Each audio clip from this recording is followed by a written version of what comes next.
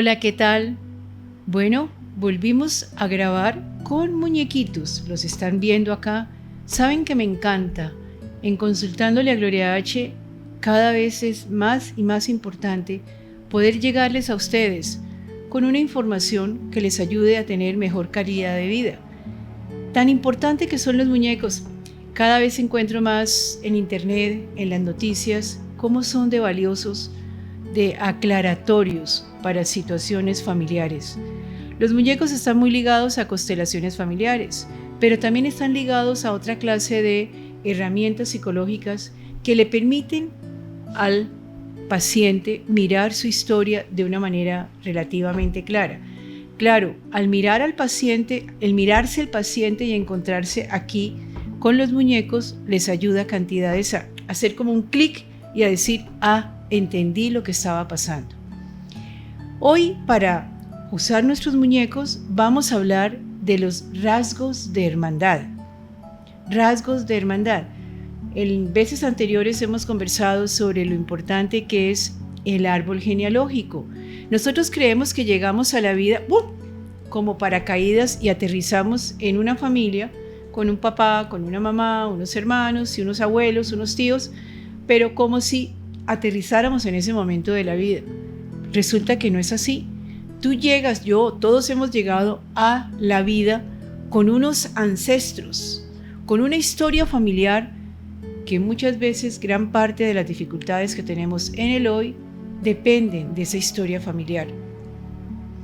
Hay momentos en que las familias prefieren callar y prefieren no decir cosas. Hay secretos de familia, hay silencios, hay vergüenzas familiares. Todos lo tenemos. No creas que tú eres la única en tu familia que lo tienes o el único que lo tienes. Cada uno tiene algo en la historia familiar. Y lo importante, entonces, ¿qué hago si yo tengo la historia familiar y aterrizo en una familia que en términos espirituales se dice que tú no llegas a esa familia por accidente? Quienes conocen un poquito la parte espiritual aceptan que escogemos la familia donde tenemos que nacer. ¡Oh! Escogemos, no, usted está loca. ¿Cómo voy a escoger a un papá alcohólico, a una mamá drogadicta, a una mamá enferma? Sí, se dice que como tenemos muchas vidas, hay seres que nos acompañan en la decisión de dónde volvemos a vivir y dónde reencarnamos. Entonces, hay una historia familiar, hay una escogencia en qué lugar familiar llego, y todo esto significa que cuando yo aterrizo en la tierra, en mi familia, tengo una historia familiar. ¿Y cómo la cambio? No la podemos cambiar, pero sí puedo hacer conciencia sobre ella y poderla mejorar. Y esto que vamos a hacer ahora con los muñecos y el tema de rasgos de hermandad nos ayuda a ser conscientes, y cuando yo hago conciencia puedo manejar las cosas. Salgo del automático, porque el automático es, yo no sé qué me pasa, pero yo vivo y repito historias. Esta semana me encontré con algo impactantísimo. Una paciente que llega y me dice que es viuda y que no ha podido superar la viudez y su marido murió hace 19 años. Pero es que mi mamá también es viuda, mi tía es viuda, mi hermana es viuda y mi abuela es viuda. Entonces allí la mirada transgeneracional o la mirada de las constelaciones familiares dice que pareciera que hay una lealtad con las mujeres de la historia, donde hay varias explicaciones, todas son viudas o todas terminan asumiendo una viudez. ¿Qué interpretación hay? Muchísimas. Pero entonces allí estamos viendo cómo la historia familiar influye.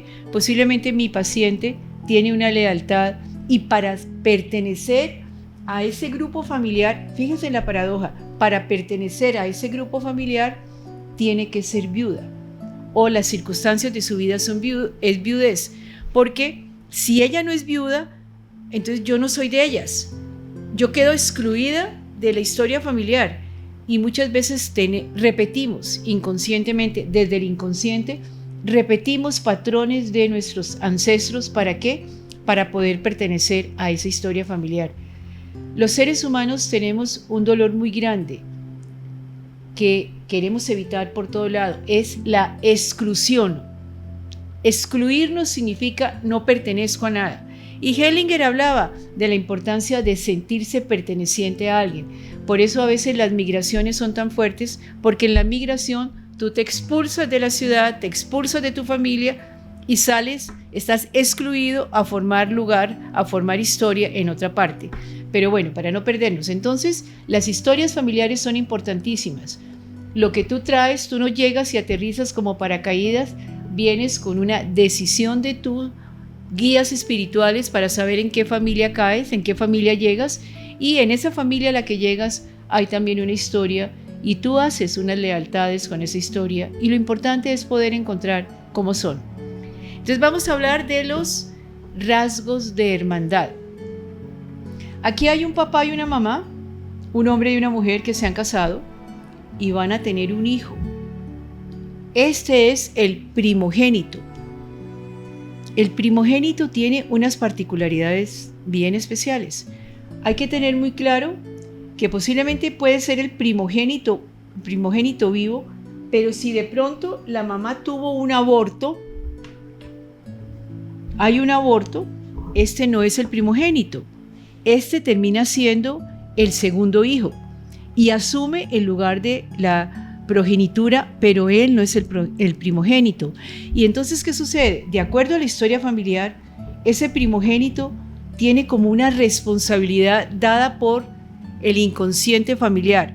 Es el mayor, si hay más hermanitos después tiene que responsabilizarse de ellos. Si es un hombre, entonces tiene el honor de repetir el apellido paterno. Hay unas cargas emocionales muy fuertes, muy simbólicas sobre ese primogénito que lo van a marcar y que ayudan a construir el resto de su vida. Él tiene que ser excesivamente responsable.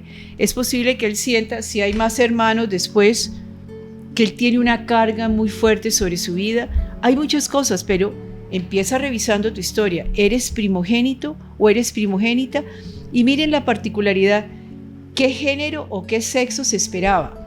Si es un hombre, bueno, por lo general se esperaría en estas culturas latinas que son a veces tan machistas, que el primero sea un hombre para heredar el apellido, para sostener el linaje del padre, etc. Pero resulta que este primer hijo primogénito fue mujer. Y hay casos en que de pronto existe una mujer que es la primogénita si no ha habido un aborto, y esa mujer, su padre deseó en su proyecto imaginario, en su proyecto inconsciente, que fuera hombre y le resultó mujer. Y fíjense la particularidad, esta niña, cuando es adulta, de pronto le gusten las mujeres y ella busque una pareja mujer. ¿Cómo así? ¿Por qué?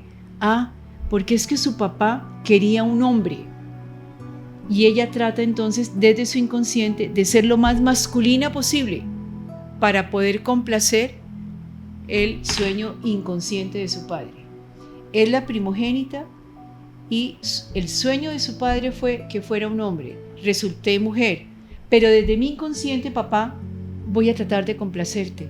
Entonces voy a ser muy masculina y voy a necesitar entonces más adelante, de pronto si escojo pareja mujer, es para decirte, papá, ¿tú querías un hombre? No resulté hombre, pero te traigo, me comporto como hombre y te traigo una compañera como para formar una pareja. ¿Vamos entendiendo? ¿Vamos entendiendo qué tan importante es ese lugar donde nacemos? Bueno, aquí está el primogénito y ya lo vimos. Pero resulta que tú eres ahora el mediano. Ojo, también hay que entender si ha habido un aborto. Los abortos son importantísimos de tener en cuenta, provocados o no provocados, pero hay que tener en cuenta porque el aborto representa una figura, una persona que hay que contarlo en la historia familiar. Entonces, si tú eres entonces el del medio puede pasar a ser, primero, de acuerdo a la teoría, puede ser un hijo no deseado. Ojo, párele allí. No quiere decir que no sea querido. Posiblemente no deseado porque si ya era el segundo o el tercero, de pronto cayó cuando no se esperaba, es una sorpresa. Bueno, pero es el hijo el hijo intermedio, el hijo mediano, donde de pronto no se identifica con los mayores, pero tampoco con los menores, y puede llegar a ser por momentos un hijo invisible, ni es de los mayores ni es de los pequeños. ¿Qué hacer entonces?